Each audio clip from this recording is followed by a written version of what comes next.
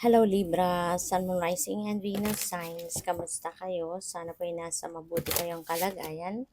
Welcome back po sa Star Tarot. At kung bago kayo rito, welcome din po kayo. Please subscribe, like, share my videos, and leave me a comment po kung nakaresonate kayo. Thank you. So, tignan natin kung anong ganap ni Libra. We have Archangel Gabriel, Messenger of Creativity and Hope. Kay Libra. So, most likely, ang iba sa inyo sa ngayon, baka nagpaparamdam sa iyo si Archangel Gabriel. Baka, alam mo, meron ditong um, pagkakataon na siguro kayo ay being um, guided by Archangel Gabriel, towards an opportunity kung saan magkakaroon ka ng pagkakataon, no, na ma-express mo yung mga um, creative ideas mo, mga ganon, baka meron ditong mga oportunidad kung saan magagamit mo yung talento mo, magagamit mo yung galing mo, no? So, yun. Good luck sa'yo. So, we have memories, cherished memories of loved ones. Siguro din, ang iba sa inyo ngayon, Libra, baka kayo ay um, alam mo yun, nagninilay-nilay at nagmumuni-muni, and maybe you are cherishing the memories, no, that you had with your loved ones, no. Siguro yung mga mahal mo to sa buhay na nag-passed on the other side, baka naaano mo siya, naaalala, baka nanonood ka ng mga videos na kasama sila, or baka binabalik-balikan mo yung mga photos, no, na kasama mo sila, no, that times, no, yung mga happy moments ninyo, no, kasama yung mga mahal mo sa buhay. So, yun, feeling ko ano to, reminiscing, no, of the past. So what else? We have gratitude. Be grateful for all you have. Magandang paalala din ito sa inyo, no, na maging mapagpasalamat ka sa mga bagay, no, na meron ka. Ipagpasalamat mo kung ano ang meron ka sa ngayon, ano mga blessings that you have received already in your life. Be grateful for that. Okay? Kasi, 'di ba? Kung ano ang meron ka, kung ano yung mga biyaya na meron ka, yun ang talagang mas dapat nating pinagtutuunan ng pansin, 'di ba? And aside from that, na i-enjoy lang natin sila, kailangan natin magpasalamat, ipagpasalamat natin ito.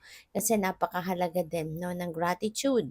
Yun ang nagsisilbing susi natin para sa mas marami pang pinto, no, of more blessings, more abundance, more prosperity, more good things, 'di ba, sa buhay natin na pwedeng ipadala ng universe. Kaya wag na wag tayong makakalimot magpasalamat anuman, no? Anuman ang pupuwedeng ipadala ng universe sa atin, alright?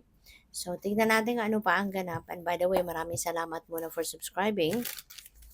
And if you haven't subscribed yet, subscribe na kayo. And also, maraming salamat din for not skipping the ads. Malaking bagay po yan sa akin. And also, please click the join button sa baba ng video kung gusto po ninyo na mag-join kayo sa membership. Okay? Salamat po. So, we have the chariot. Ayan. So, yung chariot energy na to is new beginning energy din. Kasi meron kayong mapagtatagumpayan dito no? You are coming out of a situation, maybe chaotic situation or something na mapagtatagumpayan mo to, kaya naman ikaw ay mapupunta sa isang sitwasyon ngayon. You're heading towards a different direction or a new path in your life na bit-bit mo ngayon yung tapang, yung mas mataas na level of confidence, yung ganun. Kasi nga, galing ka dito sa tagumpay, no? So, you are going to start something new in your life. Sa ngayon, you are definitely moving on from whatever, kung ano man ang sitwasyon na pinagdaanan mo rito, no? So, good luck sa'yo. So, we have the sun. Wow, ang swerte mo. Ang swerte ay nasa inyong horizon.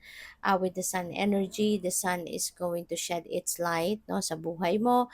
Hindi lang sa isang parte ng buhay mo. Hindi lang ito sa relationship, hindi lang sa pamilya, hindi lang sa business, hindi lang sa trabaho, it could be in various areas of life na magkakaroon na kayo ng magandang sitwasyon, magkakaroon na kayo ng magandang development sa mga pangyayari, sa mga kaganapan sa buhay ninyo, okay? And also Libra, swerte, 'no? Magkakaroon kayo dito ng swerte sa pera, magkakaroon kayo ng swerte um, swerte sa source of income, sa trabaho, and even good health, no? And a vitality, physical strength also, maybe may experience mo na yung pag-improve nito, no? Yung kagandahan, no, ng inyong pakiramdam ay maaaring maibabalik na din kung kayo ay may mga pinagdadaan ng mga physical ailments or may mga physical discomfort, yung mga ganon. So, we also have the Six of Pentacles. So, suswertehan talaga kayo sa pera, no? Si Six of Pentacles kasi, this is windfall of money din.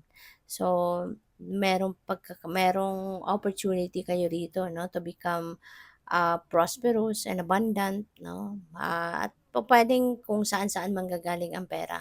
Pupuwedeng merong windfall, maaaring kung meron kayong pautang, pupuwedeng merong magbabayad na ng utang sa'yo, or pupuwedeng meron dadating na loan, baka na-approve na, or pupuwedeng may bonus, no? So, depende yan sa inyong sitwasyon, but definitely money will be coming your way, no? Meron dadating at dadating na pera, and ang maganda rito, matutugunan mo na kung ano man yung mga pangangailangan mo sa pera. Kung meron man, yan ay matutugunan na, at aside from that, makakapag-save ka pa kahit papaano, makakapagsubi pa, and at the same time, meron ka pa ring maitutulong sa iba.